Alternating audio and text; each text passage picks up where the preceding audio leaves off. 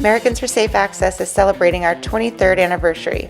For over 2 decades, we've brought medical cannabis stakeholders together to meet the immediate needs of patients while addressing knowledge, policy, and regulatory gaps, clearing the way for a national medical cannabis framework that serves all patients. What you may not know is that ASA has been women-led ever since I founded the organization in 2002.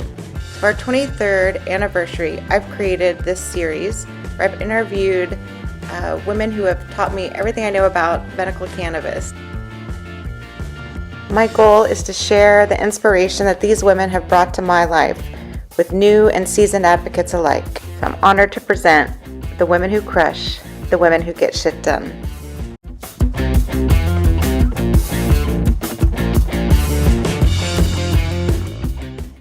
My next guest, Ruth Fisher, is an author, researcher, analyst, and just all around very interesting person. Ruth has brought her analytical and problem-solving skills to medical cannabis and just an amazing asset to the movement. By far, some of the most interesting conversations I've had about medical cannabis in the last year have been with Ruth, and I'm just excited that I got one on tape. Enjoy.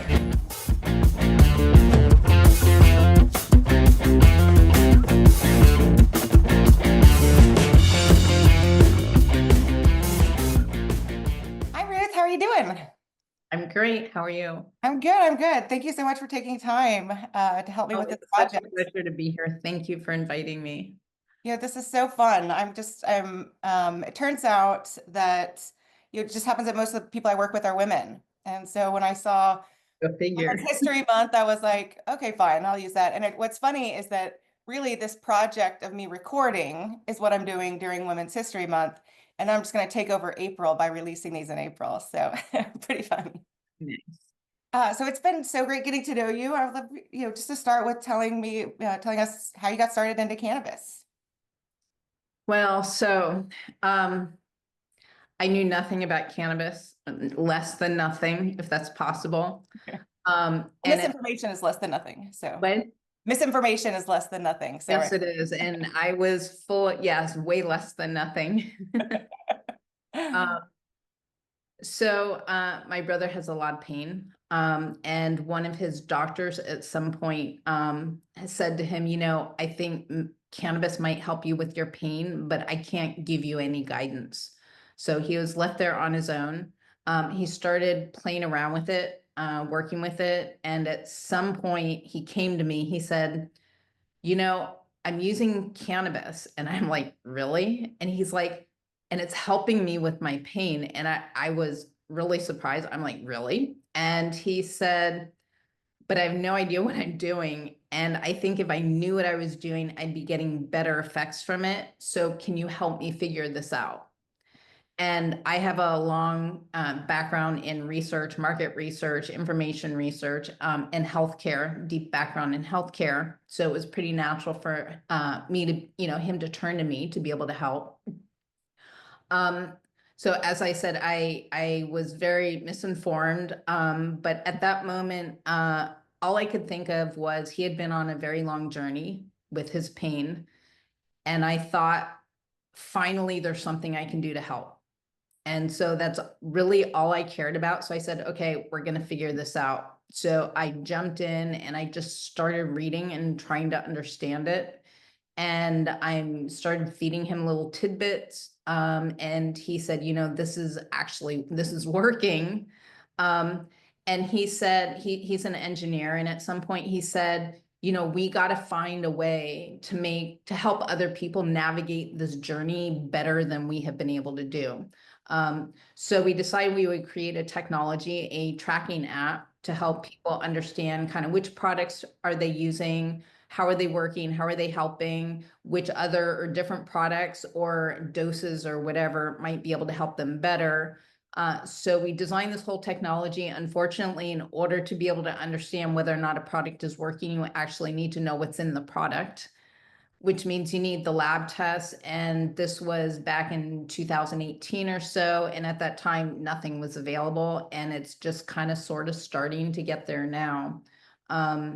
but it was very educational. I learned a lot about cannabis, and through the whole process, I realized how misinformed I had been and how really sad and tragic it was that people didn't have access to cannabis. And so I decided to do whatever it is that I could to try and help people, understand really what it is, how it works, and the possibilities for them. So I've been kind of on a mission to better understand it myself. Every day I learn something new, and to try and communicate that as well to other people. Yeah, that's amazing. First of all, like what a good big sister you are, or good sister you are. I don't know if you're her big sister, but you seem like a big sister. So, and then this is what I really love about people in the cannabis space is that they find themselves on a journey, and once they get on the other side, they realize like, well, I need to help other people go through that journey. That's so amazing. I And you have wrote a book, never. right? You wrote a book. You were like. Oh, yeah. And So, I'll put that in the notes for this webinar, but it's like yeah, it's I'm amazing. not very good at self-promotion. So at some point, we had developed the technology. In order to be able to create the technology, I needed to have a really good connected understanding of it. And I'd put together the information so I could design the algorithms. My brother was designing the GUIs and everything else. And of course, we had to pitch it and everything. Um, and so at some point, my brother has experience with publishing books. He said, we've collected so much information, and he said, you put it together in such an amazing way. We really need to release a book. Now, he's also a photographer, so he took amazing numbers of different photos, and he does layout. And so the book is laid out really well. It's full color. So we created this really cool book and released that too. And so that's really cool. Yeah, no, I love that. I think I love what you said. It was as far as like still understanding, like what's fun. I think about the cannabis space. I guess you have to find the fun because there's a lot of frustration. Is that in working in cannabis, you have to look at the politics. You have to understand chemistry. You have to understand the lack of tools that we have in technology and how to apply those innovations, all to figure out this plant. But I think something that you and I have talked a lot about is that really cannabis coming into the Western world is forcing the medical community to have to think about medicine differently and to I think the Western approach to medicine is they see a plant that's working and they're like, I have to own it. I have to control it. Let me take that one thing that works and make it look as far away from a plant as possible. I think we even see that in some of the products and dispensaries. How do you take a plant and make it look like crack, right? So I think, in the Eastern world, you're like, look at this lovely plant we live with. How can we interact with it? And so, yeah, I think as we're starting to have better tools to see the complexity of plants and the human body, we're understanding not just about the plant, but about ourselves. I think so. What fascinates me about cannabis is you have people from all walks of life, from all different areas coming to cannabis. And when they come to it, generally because they need it, they've been rejected from the traditional system. It didn't work, or doctors couldn't accommodate them, or whatever. Somehow they find their way to cannabis and it works. And then they want to bring what they know to cannabis. And so there's just been, that's really amazing. Chemists, bring their chemical understanding, and physicists and marketing people and business people and lawyers. And to watch that whole ecosystem blossom has just been amazing. At the same time, people tend to bring their priors in. And I've been trying to understand. I come from a background of a medical family. That's, partly why I'm so tied to healthcare. But my dad was an iconoclast, and I've always kind of felt apart from things. And so I kind of try and look at things from an objective perspective and say, so I look at the healthcare community and say, okay, they're kind of coming at it from this perspective. Why is that? Mhm. And it's because we're a product of our environment, and doctors, people in the healthcare industry, doctors in particular. My dad was a doctor. He was in school for forever, and they're in school for forever, and they become very well trained. And you know, I hesitate to say indoctrinated, but that's kind of, all of us tend to become indoctrinated into certain perspectives. And then it becomes very hard to reframe and step out of that. So they're coming at this from this doctrine of this is how traditional medicine works. This is the way that we do things in the modern world. And so I went and I looked at the development of this, paradigm for modern medicine, and it started in the late 1800s, Yep. and it's been evolving for 125 years. And so it's very well embedded, and the whole system supports this, notion of isolates, targeting a single target in the body. And that's just the whole system, has been designed to approach problems this way. And then, when I came to cannabis, or, into the medical world, I remember I used to like scoff at whole plant medicine.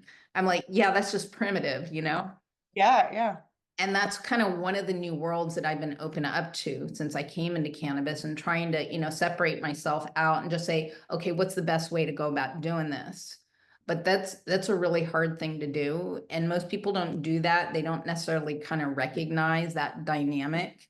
And I've been speaking a lot about, the clash between the whole plant people and the traditional people. I can understand both sides, and it's really hard, but we really need to get out of that, old paradigm. And the really amazing thing is that cannabis obviously is nothing new, and whole plant medicine is nothing new. And I think that cannabis is serving as a catalyst to usher in a broader spectrum, or paradigm of just whole plant natural therapeutics. And so hopefully, cannabis will serve as this gateway to something much richer. Yeah, no, someone I interviewed earlier for the series, Michelle Sexton, she's an ND, she's one of my mentors. She used to always say that cannabis would be the gateway to herbal medicines, right? And someone else I was just interviewing the other day was talking about how, when people come to cannabis and they're learning more about it, and sometimes they're just learning about it so they have an excuse to tell their wife why they're using cannabis, right? They're like, oh, cool, there's a reason, right? But no matter how, if you're digging any deeper than beyond the menus at a retail shop, and you start learning about the endocannabinoid system, you have to learn about your body in a way that you were probably never taught, right? Like people are like, oh, wow, I have systems. Oh, interesting, right? And so it's like a gateway into understanding yourself, Yeah. the way that we interact with this plant. But I think, I love like the way that you think of sort of looking at, how are people approaching this, not just, coming up with sound bites, to deflect their argument, that it's really trying to understand, the systems that we're in. And I think something you said is really important, that people usually come to cannabis as a last resort, right? It's not somewhere they got. And so on one hand, it means that they're more willing to try things out because there's nowhere else to go. Yeah. Where I think I'm really worried about patients that come to cannabis maybe early on and have a bad experience the first time, or it doesn't work, and then they just never come back to cannabis, right? Because there's there's other options. But when I started ASA, there was nobody here, right? Like I like there were I'd worked in global trade, so I'd always worked with scientists and lawyers, and really when we started ASA, I could find people that would help like edit things I was writing, but they wouldn't put their name on it, right? So I was putting out these documents that were like medical cannabis and MS by Steph Sherer, the activist, right? Like with no backing. So I love that, yeah, as you said, people are bringing their fields here. But I think that there's, really sort of an awakening in this country with healthcare. So we have this bigger crisis that's actually forcing the nation into that experience of the patient. But that experience is really, there's so much navigating that people have to do, just from like day one, and sort of interacting with every person in their healthcare journey. Yeah. I would, it's kind of interesting. Yes, cannabis it's really diverse, much more so than I think than other medications. But I think now one of the things that I've noticed is we keep, saying, well, cannabis is different because of this. And the healthcare people point to cannabis and say, well, you can't use cannabis because of this. And almost everything that comes up, it's actually holds true of, regular medications. It's just we don't recognize it. So it's when you go on a new drug, your doctor doesn't just say, okay, here's the drug, here's your dose, boom, you're done. Right. They normally say, okay, we have a choice here. We need to pick one. Which one do you want to try? And then, okay, we'll start you out on this dose, come back in a couple of weeks and we'll see how that works. And that's the same thing that you kind of have to do in cannabis. It's just generally in cannabis, you're left on your own. Yeah. Now, it is more complicated because whereas, if you're talking about, say, antidepressants, there might be half a dozen or a dozen. In cannabis, there's literally infinite numbers of Right. different, but you can kind of start somewhere. And then, again, all the objections, well, it's going to get you high. It's like, really, there's no psychoactive drugs in pharma. How about Valium? How about benzos? How about, you go on down the list. Right. And every objection they have to cannabis, it's funny how we don't recognize, our world. Something else kind of along those lines that I think about is alcohol. We accept alcohol so readily. Yeah. And think about it. If alcohol were not legal now, it would never be legalized. Yeah. Same thing with tobacco, right? Like it would sit under these. There's a lot of things in our society, And I think one of the, from a political point of view, there's sort of this rule of thumb when you're running campaigns that if you can win with one argument, just use one argument. And so in the States, in those programs, we were polling high enough to say patients shouldn't go to jail. Right. So really our public education campaigns, that's really what we focused on. Right. And we probably could have substituted that with like hookers or heroin. And the voters would be like, yeah, people are dying, give them a hooker, right? Like they shouldn't go to jail. So what that means though, now that we're, advancing, right? Because from, as a cocky 25-year-old that started this mess, I really thought these state programs were going to be like a couple of years, triage while we created this national program. And so, the last time people were educated about cannabis in their state was probably when we passed the medical cannabis law. And so they don't really understand, like they hear the word cannabis and they think we're talking about one thing.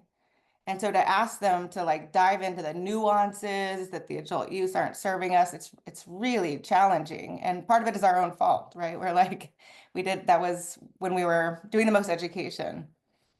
I think when I first started reading about cannabis, when I came to it and I'm like, reading, okay, it cures cancer, it helps with cancer, it helps with pain, it helps with sleep, it helps with, and I'm like, no, I'm like, that's not how medicine works. That's Right, just, right. it's total BS. And then I remember learning about the endocannabinoid system, and I fell off my chair, and that just immediately, just instantly, just changed everything.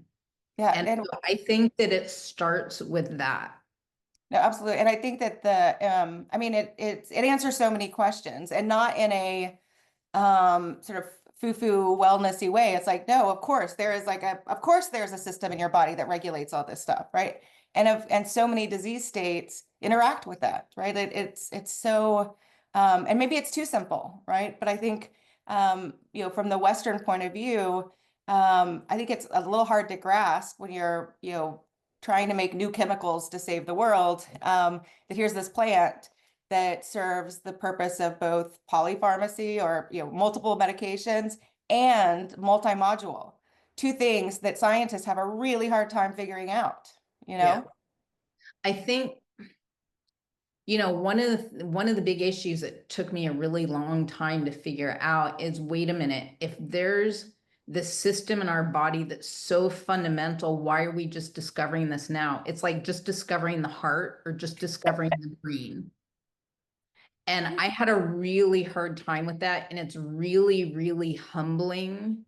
Mhm. And you made this comment about that learning about cannabis makes you learn about your body. I have never, I've learned so much about how the body works, just trying to understand how cannabis is having its effects. I've Yeah. learned, about the brain, so much about the brain. that I, had to understand in order to understand cannabis. And it's really humbling, and especially if you're a doctor now. So I mentioned my brother, and his journey has really fundamentally affected me. And I remember he started to experience really, really massive pain. I mean, I can't even imagine what type of pain he experiences. You might be able to, because you've had those problems. But at the time, this is back in like 2016, 15. I remember thinking, can't you just take a pill? Right, right. No, because that's the way it works. You go to your doctor, you get a pill, and your problem's done. And I think that, this is what we're seeing now increasingly.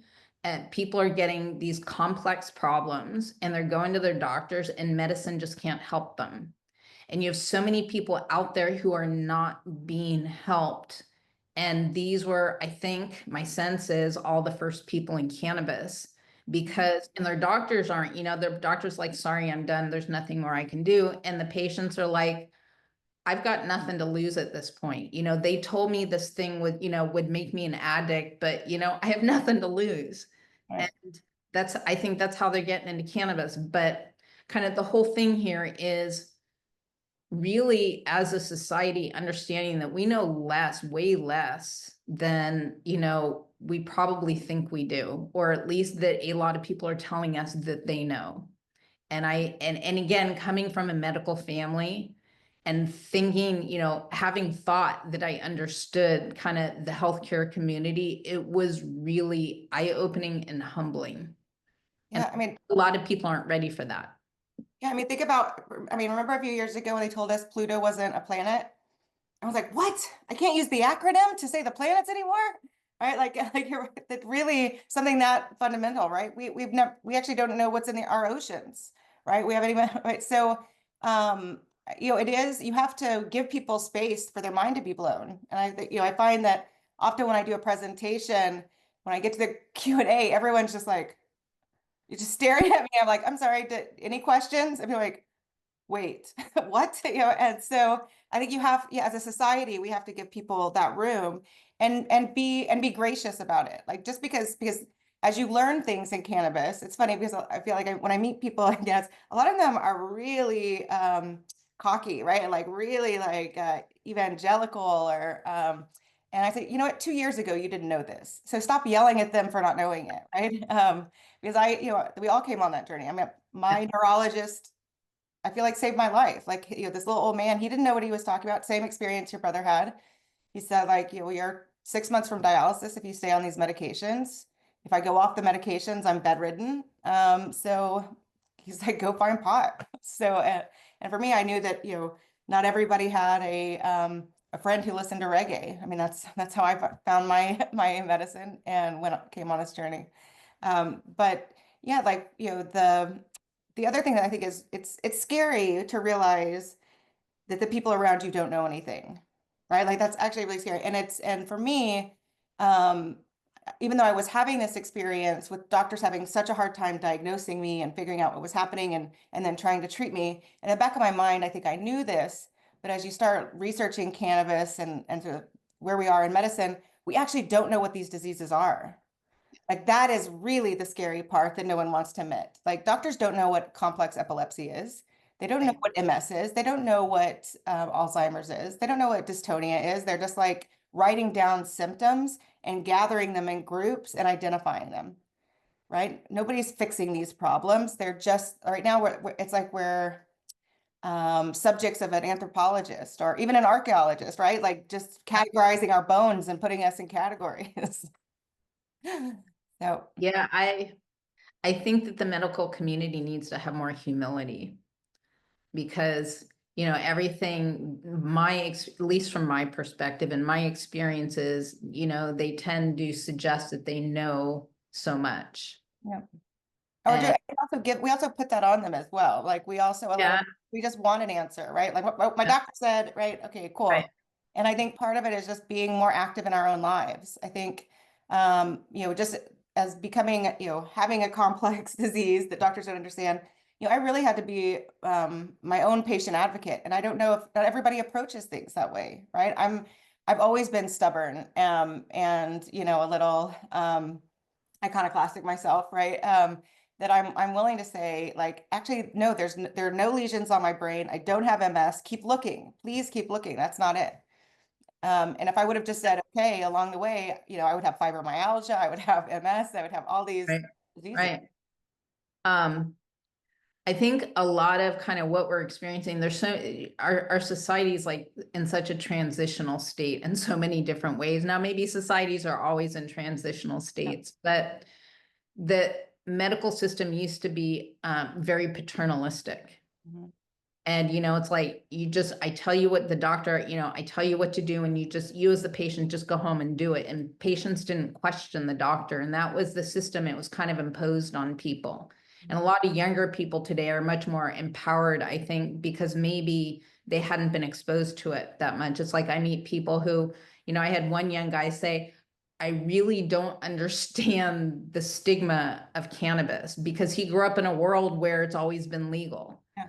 And so it's a very different environment, but I think that this transition away from the paternalistic society to no, you need to be responsible for your own, care and self. And a lot of people don't want that. Yeah, But it's a combination also of that and the internet, right? Like there's not like doctors hate, they always tell you don't Google it, and you're like, "No, Google it, come on." So they're being questioned. There's more, ways that patients can look at things on their own.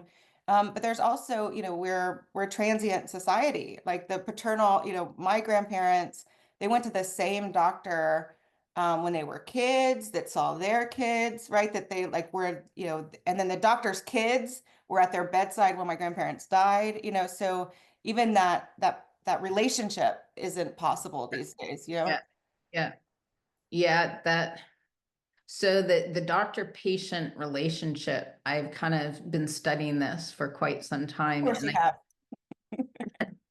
I think that that's at the heart of, healthcare, and it determines, whether or not patients comply, whether or not they recover well. It's just so important. And I've been watching the evolution of the healthcare industry since about the 80s. Mhm. And what's been so sad to me is I've watched as all the regulations that have come into play have systematically killed the doctor-patient relationship Yeah. to the point where you have now where, you have what, 6 minutes with your doctor, and the whole time he's looking at the computer. That's not how you instill trust. Yeah. And then there's, the lawsuits, the litigious side of Americans, right? That doctors are actually afraid to take risks with their patients, which let's face it, if nobody knows what these diseases are, right, the Right. treatments are going to be risky, right? Like, but I think what we have to understand is like living with these conditions is risky. And as you were saying with your brother, can't you take a pill? Yeah, you can give people morphine and they cannot have a life, right? You can, Yeah. you can drug them out of pain. But I Right. think what we're saying, is, and when you work within the patient community, you learn like you don't say words like MS patient, right? It's actually people living with MS, right? The word patient, like I only feel like a patient when there's a doctor in the room, right? Otherwise, I'm a person that's living with dystonia, right? And I think getting into that mind frame that we're living with these conditions, we're not condemned to them, means a whole different type of medicine, and really just looking at how our country has dealt with disabilities. We came up on the anniversary of the American Disabilities Act this year, the 50-year anniversary. And before the 70s, like if you were in a wheelchair, you couldn't go to school. You were literally considered like, sorry, good luck, right? Yeah. You couldn't go into a church in a wheelchair, right? And it was really, I've actually studied that movement a lot in my advocacy to learn how to approach this. And, I think when people get frustrated, I always tell people, it took 30 years to pass the American Disabilities Act, Yeah. you Yeah.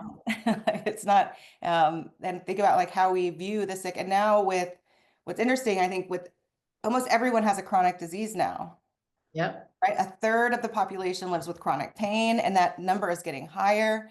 And then we look at Crohn's disease, MS, these. And so if you cast out the disease, there's no one left in our society. So now we really have to figure out like how to how to approach this because it's all of us. There's something that you said there that I think is so important, especially when it comes to cannabis, and that, you say, well, I'm not a patient. If you're a patient, that's very disempowering. If you say, I'm someone who lives with this problem, it's much more empowering. And the thing that I love about cannabis is it empowers people to, when I first came to it and started learning about it, you say, well, how much should I take? And the answer is as much as you need. Yeah. When was the last time your doctor said that? And the journey is, I mean, I've never thought of it that way because really, if once you start down the medical cannabis journey, it's more questions than answers. Yes. Yeah, and in a way that can be empowering because but it can Yes. also be when somebody asks you a question for the first time, you're like, wait, what? I get to decide? Yeah. Yes. But there's a responsibility with that, which means you have to learn, right? But I think, your doctor says, well, take this medication, and you go home and you take it, and it either works or it doesn't. And if Right. it doesn't, you're kind of screwed. You're like, well, what do I do? And with cannabis, if you understand it, and it is very much a journey, but if you understand that just because that one didn't work doesn't mean that another one won't. If you look at it as a journey, let's try and figure out what's going to work. Then you know that, oh, it didn't work. Well, that doesn't mean that you're done. That doesn't Right. mean there's no hope. You can just move on. And I think that at the same time, it's really important to understand that generally speaking, there's not going to be a serious side effect so that you can do more experimenting than you might be led to do with other drugs. And again, it's all, you're kind of in the driver's seat, and I think, again, it's so empowering for people who want that power. Absolutely. And that's why, honestly, the regulations, are so important with proper labeling, like identifying these correctly, right? Like that, we educate patients, we can tell them all about the endocannabinoid, and same thing with doctors. We can tell them all about the endocannabinoid system. We can tell them about what the different cannabinoids do. But if a patient goes into, and I hear this a lot, they'll read something on our website and they go into a dispensary and they're like, I am looking for a CPG, and like a very specific, and they're like, do you want green crack or not? Right. And so the patient is like, what just happened? Right. Like, where is this world? And so, explaining to people we're still getting there. We're Yeah. still on that journey. And the pharmaceutical one compound solution is just not going to work for cannabis. And so Yeah. we have to make this up. But something you just said, it made me think of, I'll run into colleagues of mine that I hadn't seen for a few years, and they often say, "Oh, you're still doing that cannabis thing, or you're still doing that." And I'm like, and I would say, yes, like there's a lot to do. But when you are talking, it is a journey. It is a journey being a patient, but the journey of cannabis is really teaching this society how to get better, right? Like it's a much bigger mission than just legalizing a plant. This is, as we were talking about before, it's a gateway to a new way of life. Mhm. And that new way of life is very multifaceted. And it's coming at the time where people are taking more charge of themselves. They're getting into wellness and, activities and lifestyles. And it's extremely multifaceted. And it's going to continue, you know, opening up new doors and being very complicated, but it's a journey. It's not a destination. And this is your life. It's not, okay, you'll be done next year. Yeah, it definitely it changes your approach to medicine, to health, everything. Well, Ruth, I could talk to you forever. I'm so just excited that you are in this space, that you are putting that amazing brain of yours towards creating better access. And are there any final thoughts you'd like to leave us with? Just thank you for all the work that you're doing. It's so important. I think one of the big points of disappointment that I have is watching all the cannabis programs roll out and seeing how recreational use is crushing medical use. So thank you for continuing to be a voice, because we can't let medical be completely overshadowed by recreational. No, and thank you for saying that. I think, that I just want to remind people that it may feel like people look at the medical, like what's happening to medical in the States, and it feels like we're losing. But the truth is, like, we were never supposed to stay in the States. There's no other medicine that can happen in a geofenced statewide place. And so it really is a symptom that it's time for us to move on. So if we all put our energy towards a federal solution, we'll get there faster. Yeah. Thank you, Ruth. Thank you very much.